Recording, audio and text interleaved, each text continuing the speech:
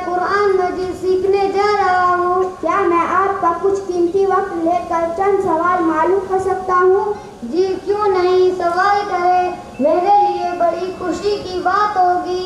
आप कुरान मजीद सीखने जा रहे हैं तो बताएंगे कुरान मजीद किसकी किताब है? कुरान मजीद अल्लाह ताला की किताब है। कुरान मजीद के सिवा भी अल्लाह ताला की कोई और किताबें हैं? कुरान मजीद के सिवा अल्लाह ताला की छोटी बड़ी और भी किताबें हैं। छोटी किताब को सहीफा और बड़ी किताब को किताब कहते हैं। अल्लाह ताला की और किताबों को क्या कहते हैं? अल्लाह ताला की और किताबों को आसमानी किताब भी कहते हैं। मशहूर आसमानी किताबें कितनी हैं और क्या क्या है? मशहूर आसमानी किताबें 4 है, तौरात, जबूर, इंजील, कुरान मजीद। अच्छा माशाअल्लाह, ये बताएं कि तौरात किस रसूल पर नाजिल हुई? तौरात हज़रत मूसा अलैहिस्सलाम पर नाजिल हुई। जबूर किस रसूल पर नाजिल हुई? जबूर हज़रत दाऊद अलैहिस्सलाम पर नाजिल हुई। इंजील किस रसूल पर नाजिल हुई? इंजील हज़रत ईसा अलैहिस्सलाम पर नाजिल हुई। कुरान मजीद किस रसूल पर नाजिल हुई? कुरान मजीद हज़रत मोहम्मद मुस्तफ़ा सल्लल्लाहु अलैहि वसल्लम पर नाजिल हुई। इन सब किताबों में से सबसे अफजल किताब कौन सी है? इन सब किताबों में से सबसे अफजल किताब कुरान मजीद है। अब इन आसमानी किताबों में किसी पर भी अमल कर सकते हैं या सिर्फ एक ही किताब पर अमल करना जरूरी है? अब सिर्फ कुरान मजीद पर क़यामत तक अमल करना जरूरी है। कुरान मजीद में किसी तरह की कोई तब्दीली हो सकती है? अगर नहीं हो सकती तो क्यों नहीं हो सकती?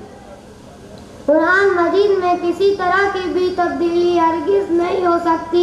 इसलिए नहीं हो सकती क्योंकि इसकी जिम्मेदारी अल्लाह ताला ने खुद ली है।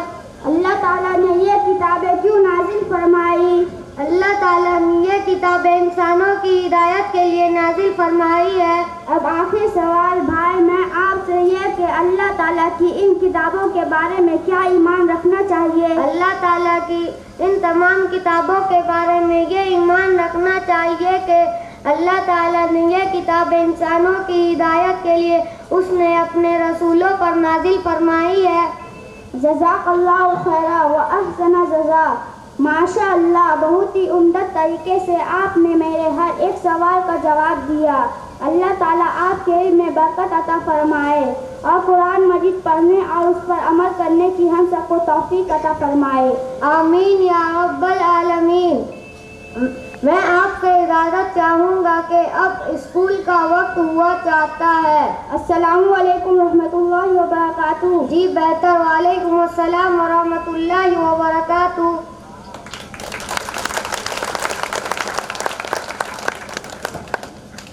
पर मुकालमा पेश कर रहे थे।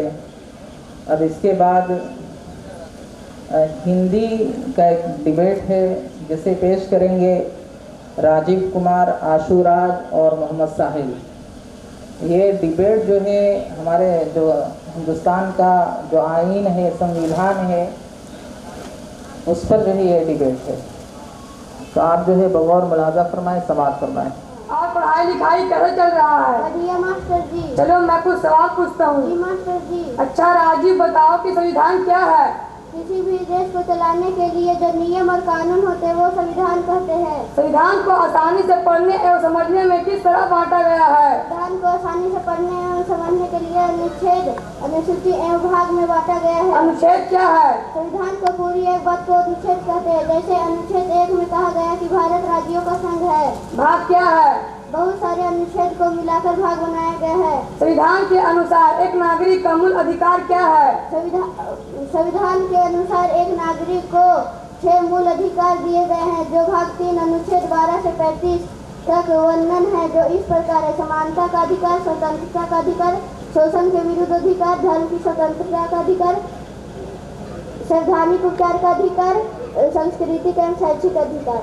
अच्छा आशु, तुम बताओ कि प्रस्तावना क्या है? प्रस्तावना का अर्थ है परिचय या इंट्रोडक्शन, यानी कि यो संविधान की परिचय अथवा भूमिका है। इसमें यह बतलाया गया है कि पूरे संविधान में क्या है।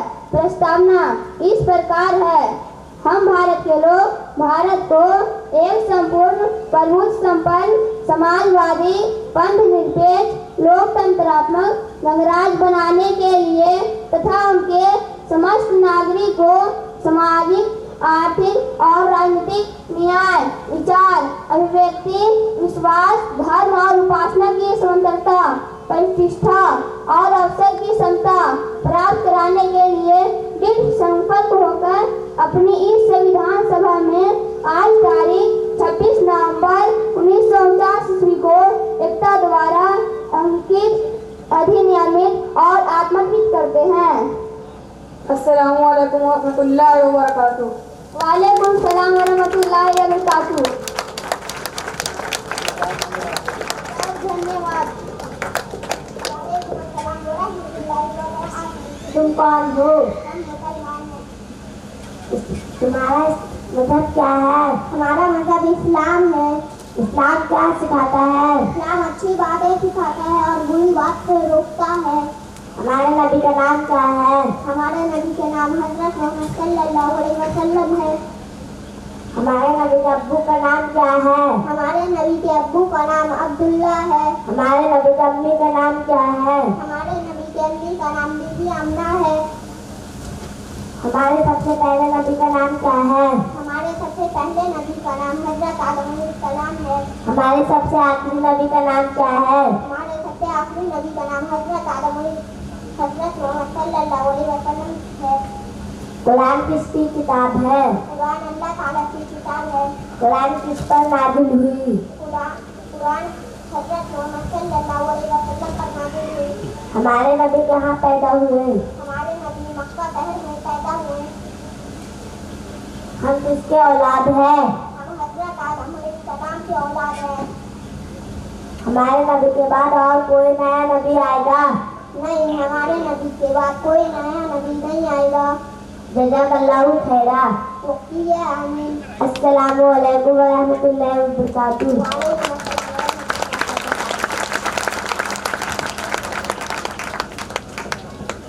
मंजूम दुआ है जिसे बच्चों का एक ग्रुप जो है आपके सामने पेश करेगा। तो मंजूम दुआ पेश करने के लिए मोहम्मद बिलान, अब्दुल अहद, शहबाज, मुश्तबा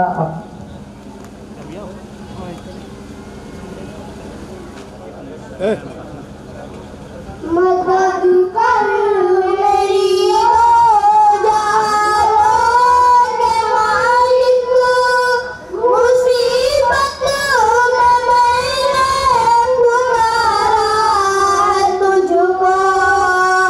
मदद कर मेरी ओ जानो के मालिक, मुसीबत में मैंने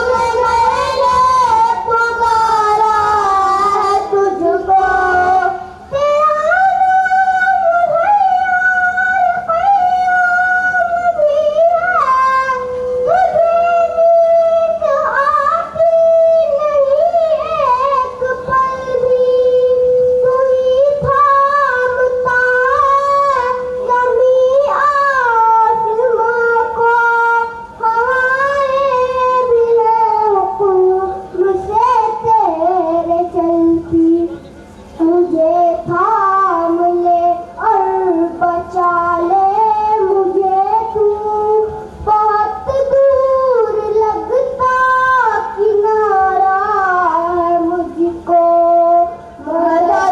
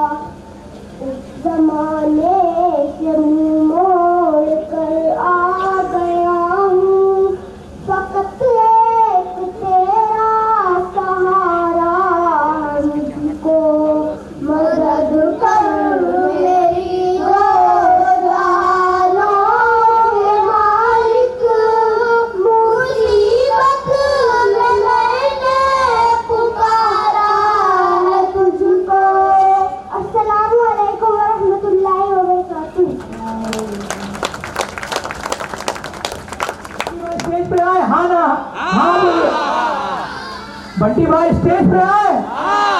बंटी भाई पब्लिक जरा कुछ बोल रहा, आप आ ही जाइए। तहे दिल से स्वागत कीजिए बंटी भाई, जो कि नारंग से बिलोंग करते हैं, सोशल एक्टिविस्ट और आप लोगों के दिल में बसते हैं। बंटी भाई के लिए गड़गड़ाहट वाली ताली फिर से हो जाए। यहाँ पे एनर्जेटिक सोशल एक्टिविस्ट आपके वली रहमानी जाने जाते हैं, जो कि दिल्ली के एक जामिया के लॉ स्टूडेंट और कलकत्ता में रहने वाले और बिहार में इनकी मातृभूमि भी है। आप लोग इनके बारे में ज्यादा अगर जानकारी लेना चाहते हैं तो यूट्यूब पेज पे जाएं और आप इनके डिबेट्स, आप बहुत सारे डिबेट्स आप देख सकते हैं, इनके रिसर्च वर्क को देख सकते हैं। उम्मीद फाउंडेशन के नाम से इनकी एक एकेडमी चलती है, जो बहुत बड़े पैमाने पे करीब 103 मोर देन 103, नॉट रॉन्ग, 103 से ज्यादा बच्चे, 200 प्लस, जहां 200 प्लस बच्चे आज के दिन में फ्री ऑफ कॉस्ट तालीम ले रहे हैं।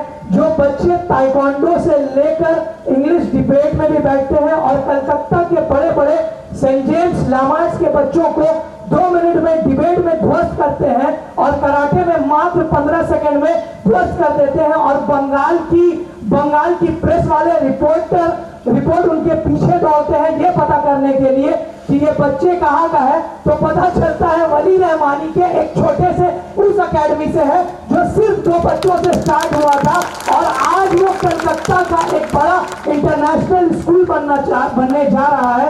कभी भी कलकत्ता आए तो आप उम्मीद एकेडमी जरूर विजिट करें, या फिर आप YouTube पे भी जाकर उम्मीद एकेडमी को देख सकते हैं।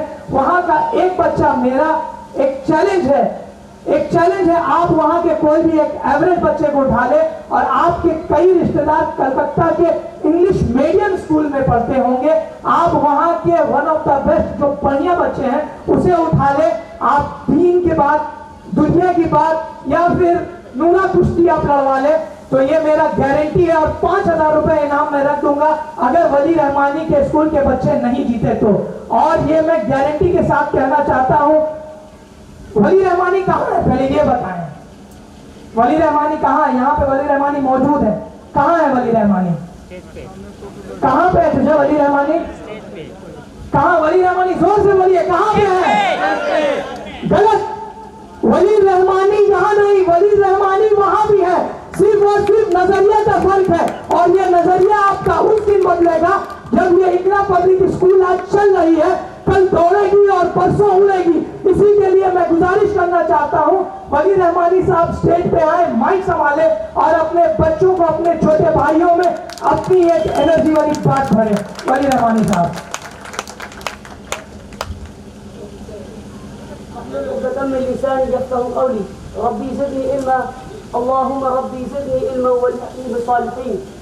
आए हुए सारे मेहमानों को, स्टेज पे मौजूद मेहमानों को और जो मेरे सामने है और मेरे प्यारे बच्चे, आप सभी को मैं अपना सलाम पेश करता हूँ। अस्सलाम वालेकुम।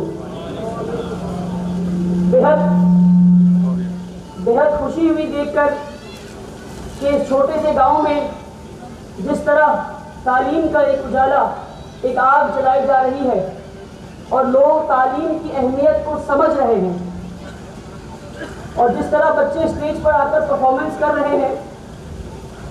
अगर मैं ये समझ रहा हूँ कि दूसरे साल है स्कूल का, तो 2 ही साल हुए हैं, अगर 2 साल में ये है बच्चों का परफॉर्मेंस का हालत ये है, तो मैं ये समझ सकता हूँ कि अगले 10 साल में ये स्कूल कहाँ जाएगा, मैं ये देख पा रहा हूँ अल्हम्दुलिल्लाह।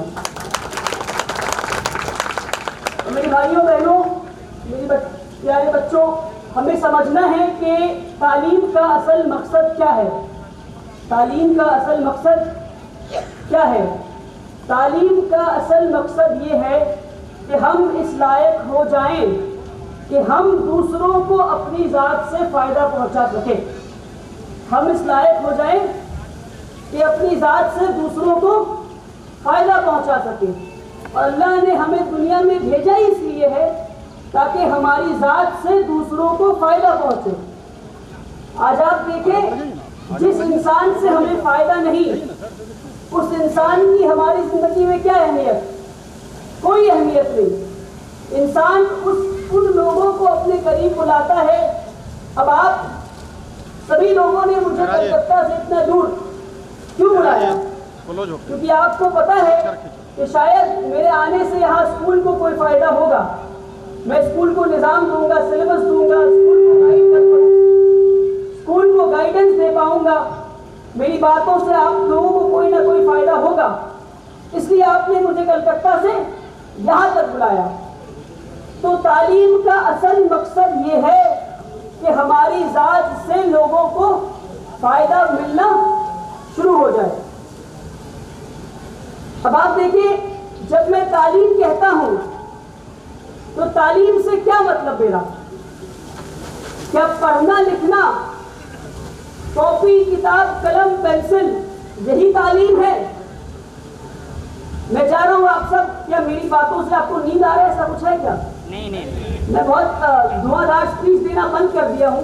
पहले दिया करता था तो लोग बड़े जोशीले जोश में आ जाते थे। अब वो अंदाज मेरा खत्म हो गया है, क्योंकि मैं ये मानता हूं कि पुख्तगी के साथ बात करना ज्यादा जरूरी है। धुआंधार स्पीच में तो जोश आ जाता है, वो जोश 5 मिनट में फिर खत्म भी हो जाता है। मगर जो बात असर रखती है और दिल तक पहुंचती है, ताज़िंदगी वो काम आती है। तो आप, सवाल है मेरा आपसे और आप सब जवाब दें, क्या पढ़ना लिखना, किताब कॉपी कलम पेंसिल यही तालीम है? मैं कहता हूं पढ़ना लिखना तालीम के समुद्र में सिर्फ एक बूंद है। पढ़ाई लिखाई तालीम के समुद्र में क्या है? सिर्फ एक बूंद है। तो बचा हुआ जो पानी है वो क्या है मेरे भाइयों? बचा हुआ पानी तरबियत है। अब तरबियत से क्या समझ आता हमें? तरबियत से हमें ये समझ में आता है कि क्या हमारे बच्चे को सुबह उठना आता है, नींद से उठने के बाद की दुआ आती है उसे? क्या हमारे बच्चे को बाथरूम जाना आता है? क्या चलने का ढंग आता है? क्या वो नबियों वाली चाल चल रहा है चलने में, या कौन सी चाल चल रहा है? क्या उसको बात करने का ढंग आता है? क्या उसको खाना खाने का ढंग आता है? क्या उसे 10 लोगों के बीच में बैठकर अपनी बातों को रखने का ढंग आता है? क्या वो सच बोलता है या झूठ बोलता है? क्या वो ईमानदार है? क्या वो लोगों की मदद करता है? ये सारी चीजें तालीम का हिस्सा है, ये सारी चीजें तरबियत का हिस्सा है। मगर हमें ये लगता है कि बच्चे ने किताब पढ़ लिया तो तालीम मुकम्मल। अब देखिए, तालीम के 3 स्टेजेस हैं, 3 मरहले हैं। पहला इल्म हासिल करना। पहला क्या बताइए? इल्म हासिल करना। अब हमें लगता है कि हमने इल्म हासिल कर लिया तो तालीम मुकम्मल, हम तालीम याफ्ता हो गए। नहीं मेरे भाइयों, इल्म के साथ क्या आपने उस इल्म को अमल में लाया या नहीं, ये दूसरा मरहला है। क्या आपने अमल में लाया या नहीं? और आखिरी मरहला ये है कि क्या तालीम से आपके अंदर फिक्र पैदा हुई है या नहीं। अब फिक्र एक ऐसा वर्ड है जिसका कोई ऑल्टरनेटिव नहीं। हमने कई लोगों से पूछा कि फिक्र का कोई और वर्ड बताइए हमें। फिक्र का कोई ऑल्टरनेटिव वर्ड नहीं है, फिक्र तो फिक्र है। अब आप बताइए, आपने कभी अखबार में देखा है IPS IAS का इश्तिहार देखा आपने? प्रचार देखा आपने IPS का अखबार में? IPS का, कि IPS का कोचिंग सेंटर चल रहा है, किसी ने देखा तो हाथ उठाइए। कभी अखबार में देखा आपने किसी ने? अजान हो जाए फिर हम बात करेंगे। आप में से कभी किसी ने IPS IAS का इश्तिहार अखबार में देखा है? उनके जो कोचिंग सेंटर चलते हैं, हर इश्तिहार में लिखा होता है कि आइए हमारे यहाँ कोचिंग लीजिए, और उसके साथ जो फोटो होता है, तस्वीर होता है, वो किस चीज का होता है तो बता पाएंगे मुझे? लाल बत्ती गाड़ी का फोटो होता है। किस चीज का फोटो? किस चीज का बताइए? लाल बत्ती गाड़ी। तो ऐसी तालीम का क्या फायदा जो इस लालच में बुला रहा है कि आइए आईपीएस बनिए ताकि लाल बत्ती गाड़ी मिलेगा। क्या आईपीएस बनने का मकसद जब यह है कि लाल बत्ती गाड़ी मिलेगा और इश्तिहार में भी यही लिखा है कि लाल बत्ती गाड़ी मिलेगा, तो वो आदमी कभी आईपीएस बन के लोगों का भला करेगा? तो लाल बत्ती गाड़ी के लिए आईपीएस बने। समझ रहे हैं मेरी बात आप? तो हमें नियतों को साफ करना है, फिक्र को साफ करना है। फिक्र का मतलब यह है कि तालीम के पीछे आपकी फिक्र क्या है, कि तालीम आप हासिल क्यों करना चाहते हैं? नाम के लिए, पैसों के लिए, या किस लिए हासिल करना चाहते हैं, ये सवाल है। अब हम जब तालीम की बात करते हैं तो आज हमें सिर्फ तालीम की बात नहीं करना, हमें सिर्फ तालीम तालीम नहीं कहना, हमें कहना है मॉडर्न तालीम, मॉडर्न एजुकेशन। आज भी मैं आपको बता रहा हूं 2 किस्म की तालीम है आज, एक अमीरों वाली तालीम और एक गरीबों वाली तालीम। एक अमीरों वाली और एक गरीबों वाली। गरीबों वाली तालीम में आपको बताया जाएगा, जब आंख के बारे में बताया जाएगा तो काला फोटो दिखाएगा आंख का, और उस फोटो में बताया जाएगा कि आंख के अलग अलग हिस्से ये हैं, और बच्चा पढ़ के समझ लेगा। मगर समझने के बाद कभी उसको इंसान का आंख निकाल के दिखाया जाए तो परेशान हो जाएगा, देखिए कि भैया ये क्या है, पढ़ तो लिया है उसने।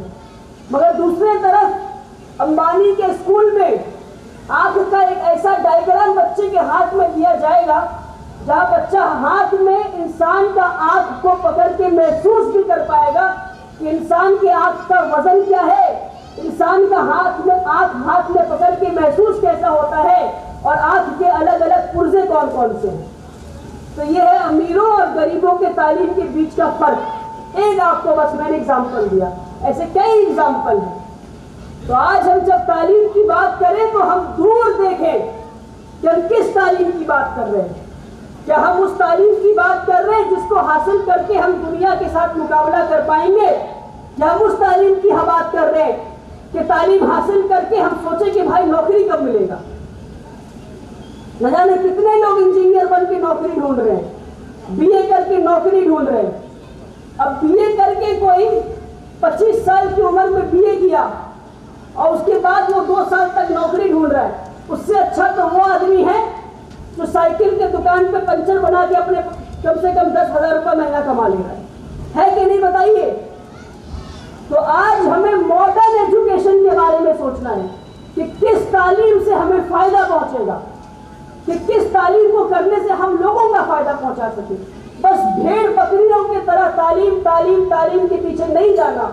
हर स्कूल की ये जिम्मेदारी है कि वो रिसर्च करे, वो पढ़े, जानकारी हासिल करे कि हम किस तालीम की बात कर रहे हैं। हम सिर्फ तालीम की बात करना हमें बंद करना होगा। और हमारी जो बहन अभी अक्सा ईमान, छोटी सी बच्ची, इतनी प्यारी बात बोल गई कि तुम मुझे 10 अच्छी माँ दो, तुम मुझे 10 अच्छी माँ दो, मैं तुम्हें एक अच्छा कौम दूंगा। कितनी बड़ी बात है। अब आप बताएं कि हम में से कितने लोग चाहते हैं कि जब हमारी बीवियों का हॉस्पिटल में डिलीवरी हो, बच्चे का डिलीवरी हो, हम में से कितने लोग चाहते हैं कि एक औरत डॉक्टर डिलीवरी करे? बताइए, कितने लोग चाहते हैं? हर इंसान चाहेगा, हर मर्द, कि उसकी बीवी का डिलीवरी एक औरत डॉक्टर करे। मगर हम में से बहुत कम मर्द ऐसे हैं जो चाहेंगे कि उनकी बेटी डॉक्टर बन जाए। तो हमें इस मुनाफिकत से बाहर आना है और हमारी बच्चियों को पढ़ाना है। इस दुनिया का पहला डिग्री कॉलेज एक मुसलमान लड़की ने बनाया था मोरक्को में। उसका नाम था फातिमा अल फिहरी। फातिमा अल फिहरी कॉलेज का नाम था कवैनीन। और उस कॉलेज में कुरान भी पढ़ाया जाता था, बल्कि वो मस्जिद था पहले। क्या था? मस्जिद था। और उस मस्जिद में कुरान भी पढ़ाया जाता था और साइंस भी पढ़ाया जाता था। ये बात मैं आपको 700 साल पुरानी बता रहा हूँ। 700 साल पहले दुनिया का पहला डिग्री कॉलेज एक मुसलमान लड़की ने बनाया था, नौजवान लड़की ने बनाया था। तो ये हमारी इतिहास है।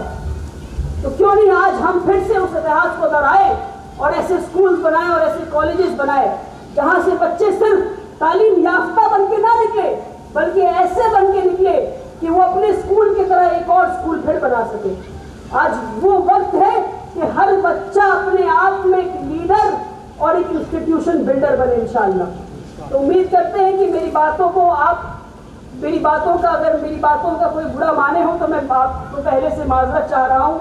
मेरी बातों को आप सही सेंस पे लेंगे इंशाअल्लाह और उस पर अमल करेंगे। अल्लाह ताला हमें और आपको कहने और सुनने से ज़्यादा अमल करने की तौफीक दे। बहुत बहुत शुक्रिया।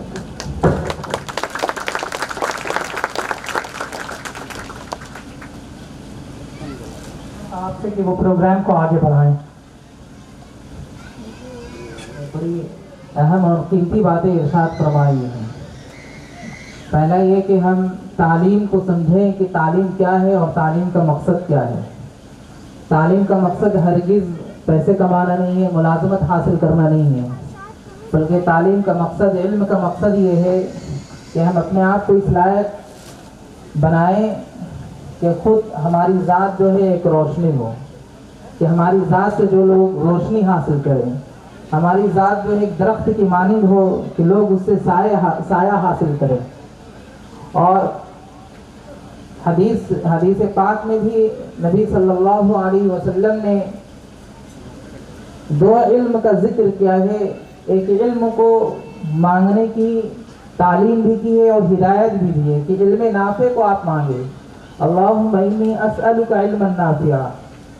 और दूसरा इल्म जिससे आपने पनाह मांगी और पनाह मांगने की हिदायत दी है कि नुकसान पहुंचाने वाले इल्म ज़ार से जो है अल्लाह के रसूल सल्लल्लाहु अलैहि वसल्लम ने पनाह मांगी है कि इल्म ज़ार जो नुकसान पहुंचाने वाले इल्म हैं उनसे हम पनाह मांगे, उनसे बचें।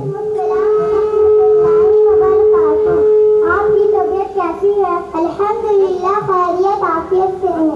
माशाअल्लाह आप इकरा पब्लिक स्कूल से तालीम हासिल करती है। क्या आपसे इस्लामी अकीदे के बारे में कुछ सवाल कर सकती हूँ? क्यों नहीं, जरूर सवाल करें, ये मेरे लिए बड़ी खुशी की बात होगी। ईमान लाना किसे कहते हैं? दिल से मानने और ज़बान से इकरार करने को ईमान लाना कहते हैं। एक मुसलमान के लिए कितनी चीजों पर ईमान लाना जरूरी है? एक मुसलमान के लिए 7 चीजों पर ईमान लाना जरूरी है, जिसका जिक्र ईमान मुफस्सल में है।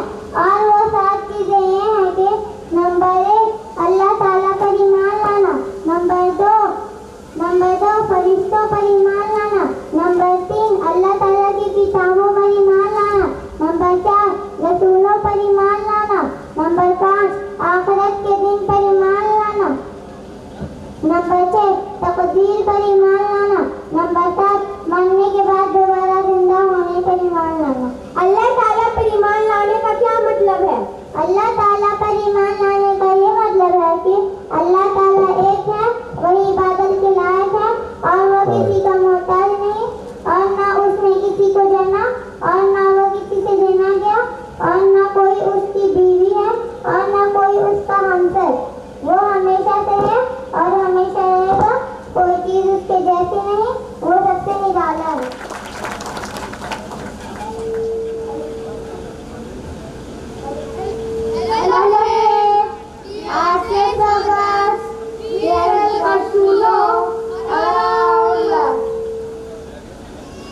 एगो क्लिक कर दो, एगो ले लो।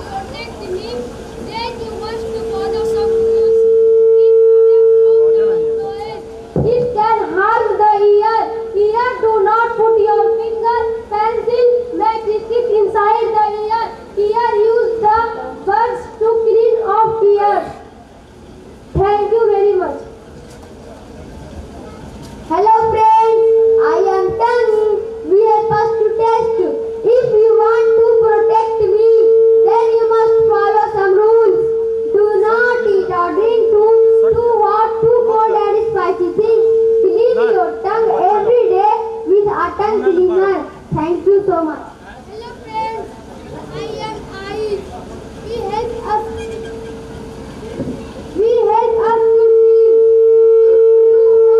Protect me, then you must follow some rules. Watch TV from a distance. Do not watch TV for a long time. Never read in dim light or while lying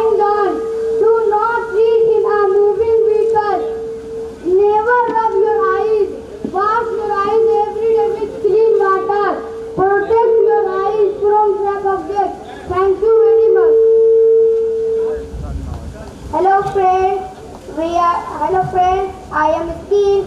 We help us to feel. If you want to protect me, then you must follow some rules. Take a bath every day. Use a good soap and a clean towel. Wash your face 3-4 times in a day. Wash your hands before you take a meal. Wash your hands and feet after playing and using the toilet. Thank you. Hello friends, I am Rose. Rose my smell. If you want to protect me, then you must follow some rules. Keep your nose by blowing it gently. Use a clean towel handkerchief to clean your nose. If we do not put a handkerchief inside your nose. Do not pick the nose with fingers. Thank you so much. सिखाता है। शिक्षा मनुष्य को अंधेरों से प्रकाश की ओर लाता है। अंतिम 2 पंक्तियों के साथ मैं बातों को विराम देना चाहूँगा। अशिक्षित को शिक्षा दो, अशिक्षित को शिक्षा दो, अज्ञानी को ज्ञान। शिक्षा से ही बन सकते हैं अपना देश महान।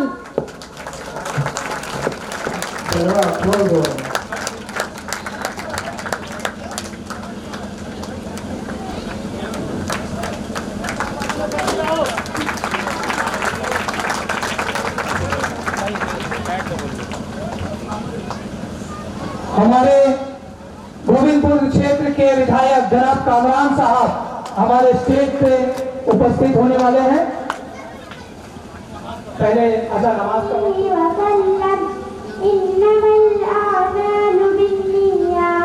रसूलुल्लाह सल्लल्लाहु अलैहि वसल्लम ने इरशाद फरमाया, आमाल का दारो मदार नियतों पर है। The messenger of Allah said, worldly actions are judged according to their intentions. हदीस नंबर 2, इबादत पर क़ाल रसूलुल्लाह सल्लल्लाहु अलैहि वसल्लम, अत्तुहूर शतरुल ईमान। रसूलुल्लाह सल्लल्लाहु अलैहि वसल्लम ने इरशाद फरमाया, बाकी आधा ईमान है। The messenger of Allah said, cleanliness is half of iman. हदीस नंबर 3, मुआमलात पर क़ाल रसूलुल्लाह सल्लल्लाहु अलैहि वसल्लम, मन इंतहब नूबतन फलैसा मिन्ना। रसूलुल्लाह सल्लल्लाहु अलैहि वसल्लम ने इरशाद फरमाया, जो किसी दूसरे का चीज छीन कर ले वो मुसलमानों में से नहीं। The messenger of Allah said, whoever wrongly acquires anything from someone is not from us Muslims. हदीस नंबर 4, मुआशरत पर क़ाल रसूलुल्लाह सल्लल्लाहु अलैहि वसल्लम, अल जन्नतु तहता अक़दामिल उम्महात। रसूलुल्लाह सल्लल्लाहु अलैहि वसल्लम ने इरशाद फरमाया, Avoid anger. हदीस नंबर 6, ईमानियात पर क़ाल रसूलुल्लाह सल्लल्लाहु अलैहि वसल्लम, इज़ा सअलत फस्अलिल्लाह। रसूलुल्लाह सल्लल्लाहु अलैहि वसल्लम ने इरशाद फरमाया, तुझे जब कुछ मांगना हो तो अल्लाह ताला ही से मांगा कर। The messenger of Allah said, when you need to ask from Allah. हदीस नंबर 7, इबादत पर क़ाल रसूलुल्लाह सल्लल्लाहु अलैहि वसल्लम, अफ़्ज़लुल अअमालि इंदल्लाह अस्सलातु फ़ी अव्वलि वक़्तिहा। रसूलुल्लाह सल्लल्लाहु अलैहि वसल्लम ने इरशाद फरमाया, अल्लाह के नज़दीक सबसे अफजल अव्वल वक्त में नमाज पढ़ना है। The messenger of Allah said, the best of deeds in the sight of Allah is to perform salah at its earliest time. हदीस नंबर 8, मुआमलात पर क़ाल रसूल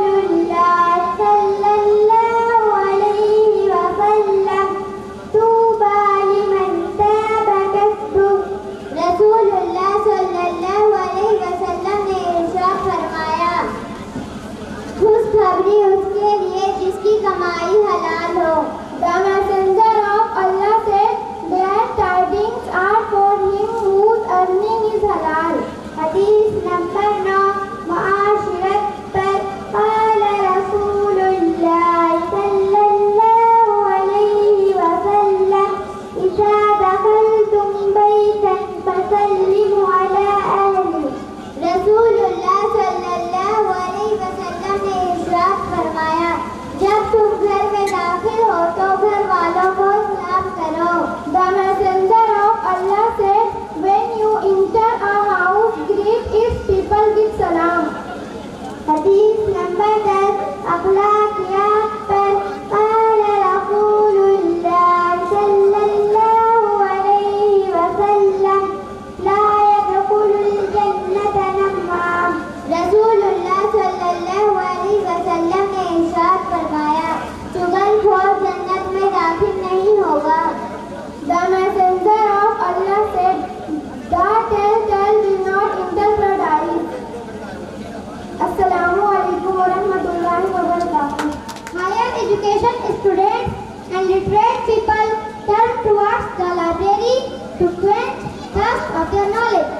In the library, we get a handsome collection of books on different topics like philosophy, theology, psychology, history, poetry, and many more.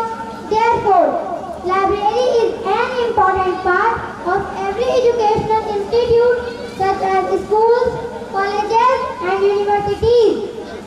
Dear friends, fortunate is the one who have the habit of reading books. For as scholars, library is one of the greatest gifts from the God.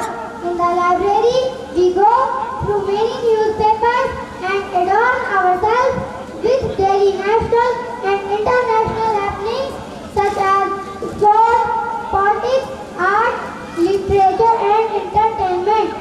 In the library, we get all the books at no cost. In the library, we get thousands of books which brings peace in our life, boost our confidence to achieve the goal in our life. Dear intellectuals, I have firm faith for those who have the habit of visiting a library will never feel loneliness in their life. Dear friends, all the greatest scholars in the world like William Shakespeare, John Milton, William Wordsworth, and many more had spent their maximum time in the library for their beautiful contribution in the field of English literature. Therefore, I request to all my friends to make the habit of visiting a library to brighten their future and make a beautiful career. It will be a great contribution for our society, country, and the world at large. Here I end my speech. Thank you very much.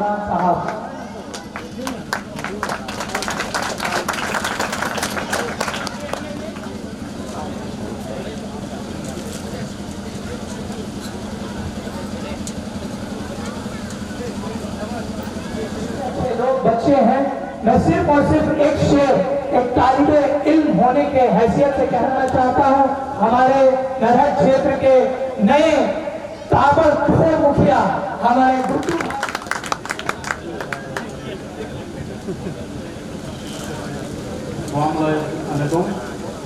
सबसे पहले तो मैं आप लोग से माफ़ी चाहूँगा और इससे पता चलता है कि यहाँ के लोग टीचर फाउंडर बहुत मेहनत कर रहे हैं और मैं ये दुआ करूँगा बच्चों के लिए कि बेहतर से बेहतर ये प्रोग्राम जो आप लोग कर रहे हैं वो अच्छा हो, इनका फ्यूचर बने और इसके लिए हमारी जहाँ जरूरत पड़ेगी जो हो सकेगा इंशाल्लाह मैं भी खड़ा रहूँगा। अल्लाह हाफ़िज़। बहुत ही अच्छे होनहार प्रिंसिपल मिले जो आरजेडी के बारे नहीं सोचते हैं, मोहम्मद कामरान के बारे पहले सोचते हैं। तो ऐसी हमारे आपके गांव के नाती, हाँ इंशाअल्लाह ताला फिर से मिलेगा। हम तो चाह रहे सरकार गिर जाए तो एजुकेशन मिनिस्टर बिहार से यही होंगे और हमारे कलकत्ता में जो कोऑर्डिनेट कराते हैं हमारे अफजल भाई जो आपके गांव के नाती हैं या पोता है, मोहम्मद अफजल आपके गांव के क्या हुए, पोता है ना नाती है? अरे पोता के लिए कलेजों में दम होना चाहिए, जोर से बोलिए। पोता है, वो पूरा कोऑर्डिनेट करते हैं कामरान भाई और गुड्डू भाई के बात को यहाँ से हम लोगों को पाँव पे रेडी रखते हैं। और कभी भी कुछ भी जरूरत होता है वहाँ एजुकेशन से लेकर किसी भी इलाज का, तो ये वहाँ पे फौरी तौर पे कॉल कर देते हैं। और उनके सैनिक हम लोगों को छोटे मोटे समझिए, जो कि हम लोग प्रोग्राम जो है मुकम्मल हो गया है। लेकिन अफसोस की बात यह है कि जिनके सामने हमें पेश करना था उनके सामने हम पेश नहीं कर सकते। तो आए और स्कूल का रिपोर्ट पेश करें। ये भी माशाल्लाह हमारे